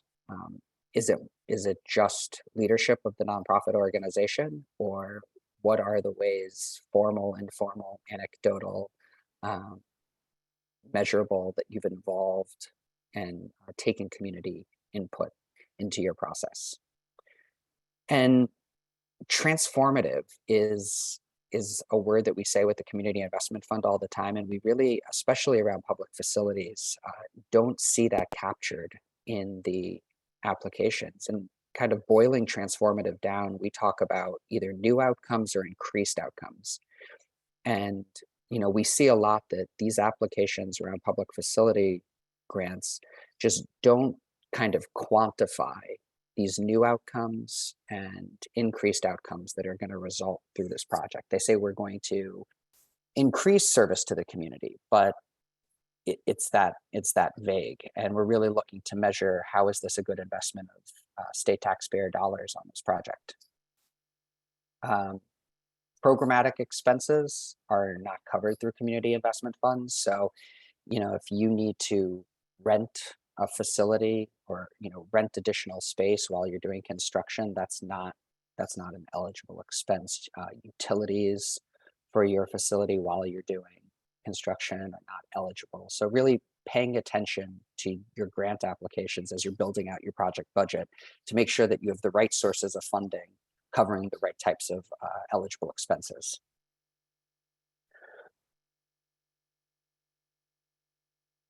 And then we can go to the last slide. We have our Community Investment Fund email on our website. We have the ability to schedule one-on-one 30-minute meetings with our program staff and really talk through your project. And we really want to help you put your best foot forward on the project. Round 3 is going to open on May 1st with an application deadline of June 30th. And as I mentioned, we'll have webinars in late April and early May. And round 4 will open at some point in October, date to be announced over the next couple of weeks. That's what I have. Thank you. Thanks. Thanks, Matt. That's really incredibly helpful. Before we move on, we'll have time for questions at the end. Any pressing questions? No? Okay. Well, now we want Matt Straub, our other Matt, to come to the table and talk a little bit about what he is doing. He's at LISC, is the Senior Program Officer in Lending and Investments. Excellent. Thank you, Susan. Yes, hi. My name is Matt Straub. I work for LISC, the Local Initiative Support Corporation. So we are a community development finance institution. While we're based in New York, we've operated out of our Hartford office for now 39 years.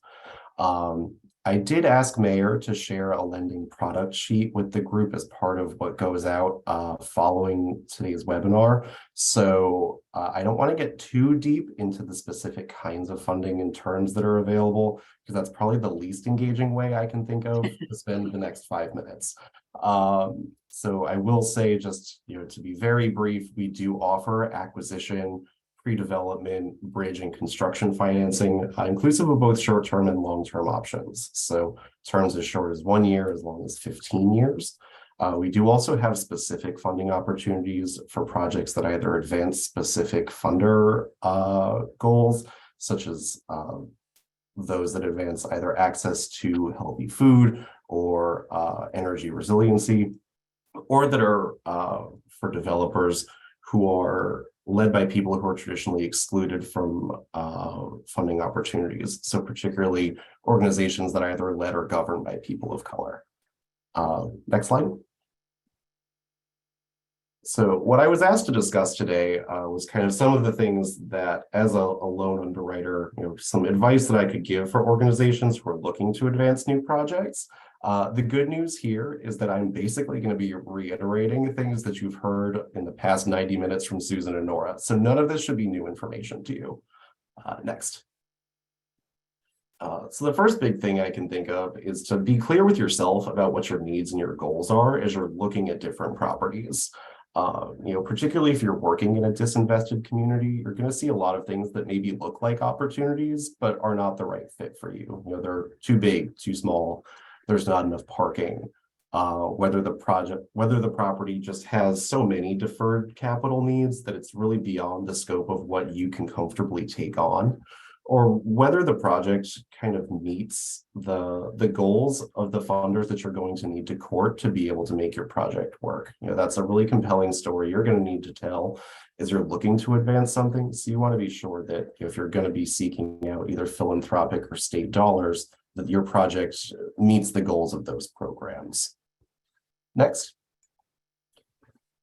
So additionally, once you've identified a property, you need to be sure that you have enough time to do the kind of diligence you really need to do, not only for a lender like myself, but really for yourself, that you want to be sure that you've done the necessary diligence so that once you own the property, you're not going to be caught with any surprises.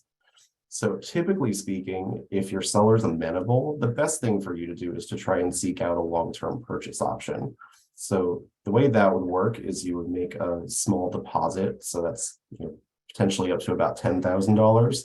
And that would go hard and be credited to your purchase price. And in exchange, your seller takes the property off the market and gives you the right to buy it for a defined period of time. So that could be something like 1 year or 2 years, to give you enough time not only to do some of your diligence, but also to work on securing funding and working with some of your potential funders to start socializing this and ensure you've got the capital to take your project on. If a purchase option is not feasible, it's something your seller won't agree to, a long due diligence period with multiple contingencies is also a really safe way to move forward. So you're going to have a lot of diligence you need to do. So the list below are things that are part of what we look for as part of our closing list. It is not exhaustive. There's going to be a lot of things you need, but just some of the basics that you should be thinking about. The first big one, obviously, is an appraisal. So you would typically want to see an as-is appraisal and potentially an as-complete appraisal as well if you're looking at long-term loan financing. That should be done by an appraiser who is certified. Typically, the state of Connecticut is a certifier of appraisals. You may want someone who's certified by the MAI. Additionally, environmental assessments, you will typically need to see a phase 1 environmental site assessment. What a phase 1 does is checks to see whether there are uses either on your historic uses, either on your property or on one of the adjacent properties that may create an environmental hazard. So what we see commonly in Connecticut are oil tanks. So whether that's an above ground storage tank, an AST, an underground storage tank, a UST, those tend to be bigger problems. Or also whether there was a auto serving business, so mechanic, gas station, a dry cleaner, something that may have led to a chemical release on site. So if there is evidence of that on your site, maybe it was historically done next door, you would then need to do a phase 2 environmental site assessment, which gets a little bit more in depth to determine whether there actually was a potential release. So that could be something involving soil cores, groundwater monitoring, underground radar, all to determine whether or not there's going to be some level of remediation you need to do. So remediation is not necessarily prohibitive, but it is something you need to budget for. One thing that's not included in those are hazardous materials surveys. So that would include the presence of lead-based paint. Any building that was developed prior to 1978, you probably should assume that there's lead-based paint, asbestos-containing materials, mercury, radon. There's a number of things that you should be kind of looking for to ensure that once you're in the building, particularly if you're planning on some type of renovation, that you have the appropriate budget to address and appropriately dispose of these materials. A capital needs assessment is fantastic. It is like a home inspection, but better in that it not only addresses your immediate needs, but it also gives you a timeline of when you need to address replacement of major building systems.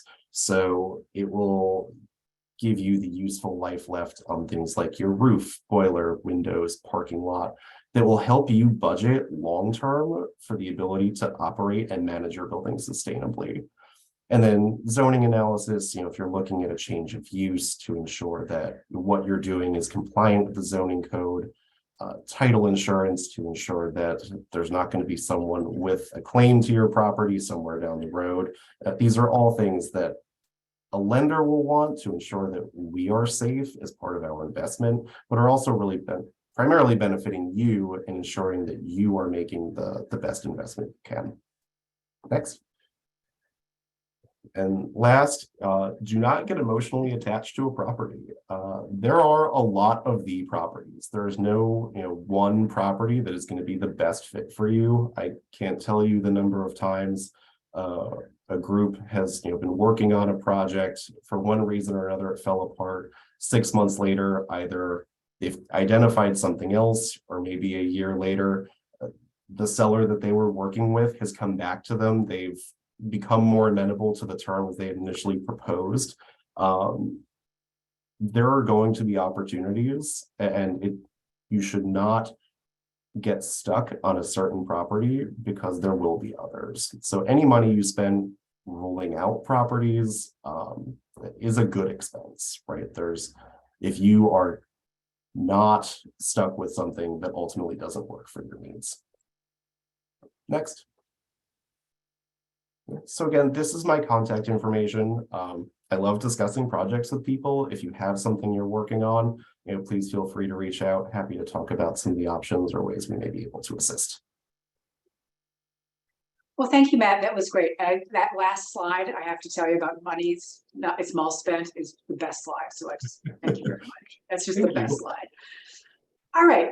Now, Dan, we would love Dan from Chifa to talk a little bit. He's the manager of program and development for the Chifa Community Development Corporation. Dan. Thanks, Susan. So Chifa is a quasi-public agency whose primary purpose is to help nonprofits access capital from the tax-exempt public and private debt markets. Since our creation, we've issued debt on behalf of higher education institutions, hospitals, independent schools, senior living, social services agencies, and other nonprofits for purposes of making capital investments in their facilities. In addition to bonding, we also operate the Chifa Grant Program that has provided funding to nonprofits for both program and capital expenditures. within our core funding priorities. And also we operate Chifa Community Development Corporation, or Chifa CDC, that serves nonprofits located in Connecticut's low-income communities, primarily through the federal New Markets Tax Credit Program. Chifa CDC is a certified community development entity and is eligible to apply for federal tax credits to assist organizations that serve low-income communities. I would like to highlight today our revolving loan fund program.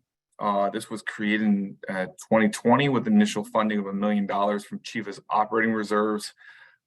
This program has allowed Chifa to provide affordable and flexible financing to nonprofits who are seeking funding to address capital needs. By funding the program with our own proceeds, we've been able to offer more flexible terms and lower interest rates. Since inception, we have issued over $800,000 in loans to a wide range of nonprofits across the state for their capital needs. These loans finance upgrades to IT systems, equipment and vehicle purchases, and facility repairs. Next slide. Funding's currently available for our 2023 funding cycle. Any nonprofit is eligible to apply. We are offering loans up to $50,000 at 3.75% for 60 months to finance capital projects. We do not require any security for these loans, and they do have a quick turnaround of usually 45 days. And the loans do not have a prepayment penalty. So organizations can actually utilize the program for bridge financing to address immediate needs with their facilities while they solicit donations or from other sources. If your needs exceed the maximum allowable amount in the current cycle, still contact us. We may consider requests for impactful projects that would fall within these parameters. The one thing I add with a lot of these programs, financing programs, and what's been said previously by the Matts and Susan, is timing with financing, and consider that with your project timeline. For our loan program and also grants, we expect applicants to have a clear idea of their needs, and financing is the last piece. They're ready to go. They're ready to construct. So if they get the grant funding, they're going to be able to use it within a timely manner. And same thing with the revolving loan fund. But if you need long-term planning or long-term financing, whether it's a bond, it's new market tax credits, you really got to understand that it takes a long time. I know Matt's went over the list of all the due diligence. It's not a quick process. It's going to take a while. And if you go through that process, then go to look for the long-term financing, your target date on your project completion is really not going to be met, because you're going to be sitting there waiting for the banks, the lenders, or us to go through that whole process once again, and to make sure they get. So one thing we recommend is really with these larger projects, if you need that long-term financing, come to us early. Being too early is good, because we can work through the process and get you to that target completion date for you. So if anyone needs any additional information regarding our revolving loan fund or the other programs that we have, all that information can be found on our website, or you can contact me directly. My information is here on the slide. Great. Thanks, Dan. Very helpful. So now we,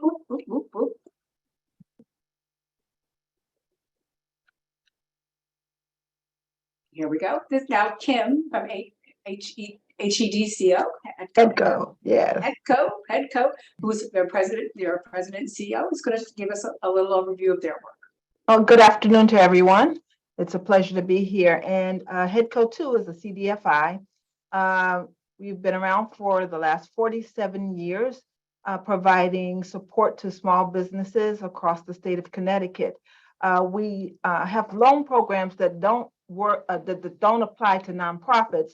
And so we've been fortunate for the last 30 years to have a working relationship with the Hartford Foundation for Public Giving, where we are administrators of their nonprofit loan program. And so as administrators of that program, there are several things that we're able to do. And that is, one, to provide term loans and or lines of credit to to nonprofit organizations. If you want to go to the next slide, if you would. The foundation serves certain towns in the state of Connecticut, and they're listed below. And so if you are operating out of one of those towns, then you have the opportunity to participate in our particular program. It's a term loans for 48 months. Lines of credit are 2 years, renewable. The interest rate is 4%, and the total amount is $100,000, and that can be split in a term loan and a line of credit, or it could be used as one or the other. The funds are to be used for bridge loans, for services rendered while awaiting payment. If you are putting on performance, I take that back. If you are expecting to provide services and you're working for an agency that is slow in their payment cycle, then you have the ability to come in and get some gap financing or some working capital, we'll call it, in order to be able to meet those services that you might have. Working capital to support activities and events. If you're putting on a fundraiser and you need some working capital up front to secure some of the facilities and things of that nature, we can support that. Finance of equipment or the purchase of equipment, we're able to do that, and leasehold improvements. We consider these dollars to be either used sometimes as gap financing or as long-term with regards to the amount of time that we're allowed to use them. One of the things that we find with a lot of our nonprofits is that they use our line more so than the term loans, because as we know, most nonprofits are waiting for their revenues to come in after they have already provided the services. And as HEDCO being a nonprofit as well, we experience some of that, some of those same kinds of challenges. And so this program has been very beneficial in terms of doing that. We've had opportunities to support nonprofits where they're doing, if you go to the next slide for me, providing some, they're building, having renovations done, and or are looking to have contractors come in, and the contractors are waiting for their payment. And so because the entity who is providing the funding may be delayed or what have you, we've been able to support them in providing that gap financing, that line of credit to be able to support that. Our intentions and the goal is that if you are drawing on this line of credit, that as soon as you receive your revenues back in, that you will immediately pay down on that line of credit. The line of credit is usually needs to be cleaned up for 45 days within a cycle of a year. And so we hope that it's used as anticipated and does not become forever green, where nonprofits are not able to repay the terms of those lines and or loans. So we are not the first order in terms of construction, but we certainly can be helpful in terms of the back end. If you need to purchase equipment, or if you need to purchase some inventory, or you need some small renovation kinds of costs because you've gone in and done some things and you want to change a few things, we can be of assistance in that manner. And so we work very closely with you in terms of understanding what your project is and what the outcomes are that you're hoping to achieve, and then how we might be able to move forward with supporting that endeavor. Would you go to the next slide? Here are some of the requirements to participate in the loan program. One of the things that I will say is the foundation has to give us a stamp of approval for you to be able to submit an application to us. So we work very closely with them, and we would hope that the nonprofits are working very closely with them so that they understand exactly, what your nonprofit provides and how you go about delivering those services, and then where you stand in terms of your overall management of your organization. And so those are the required documents. We take a look at those documents along with our representative from the foundation. We have a board that meets once a month, and we review the applications. And then once we've done that, then we move forward with providing you with the funds. Next slide. If you need further information, you can reach out to myself or John Robinson, who manages the fund for us currently. All of our information is on our website, and we're always available for questions and answers. And thank you again. Thank you. So we are at the portion where all questions are welcome. I know there might still be a few in here that we want to address to start with. Are there? No additional Nope. questions in the chat, but folks can feel free to enter any questions they have.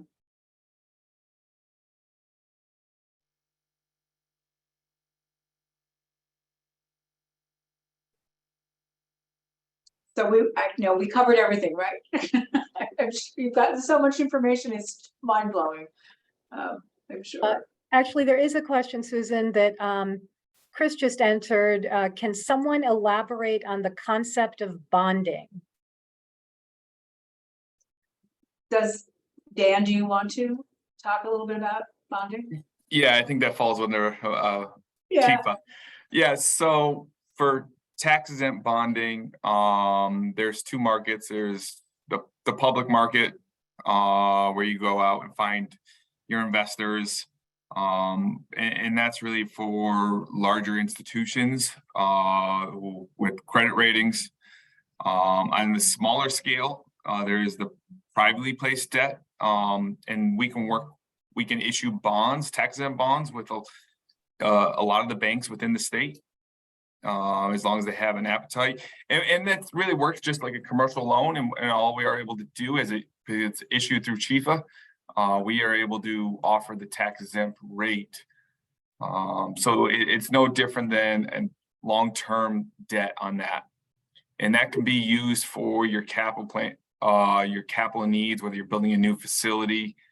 The only limitations are that really is the cost of issuance or the cost of the financing. You can only finance up to 2% of that. So some of that will come from proceeds of the institution. There's also limitations on the usage. I know someone brought up an example of renting a portion of the facility to another entity. You can't really have usage by private entities. That's something that's limited. That the use has really got to be aligned to the mission. So, does that answer the question or?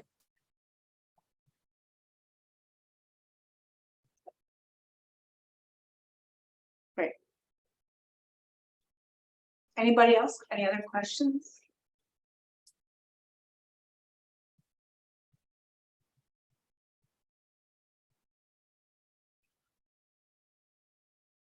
Okay. Oh, there is, Angela just put a question in. What additional considerations and or analysis should be done when determining redevelopment with potential remediation of an existing structure versus from the ground up construction? Does any one of the panelists want to talk about that?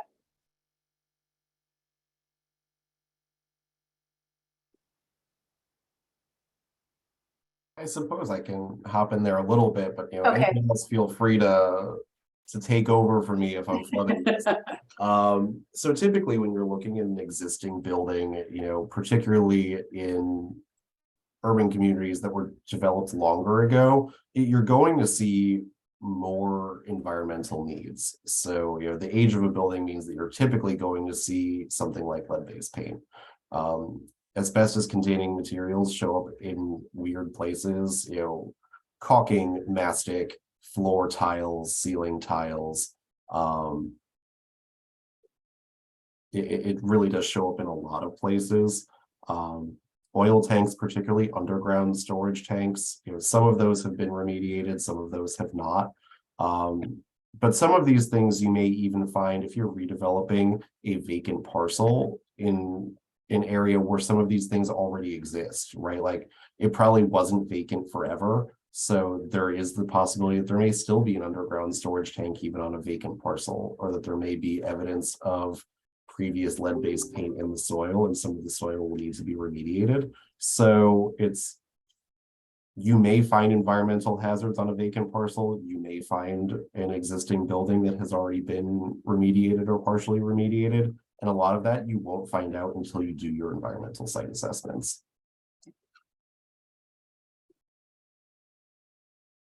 Any other questions?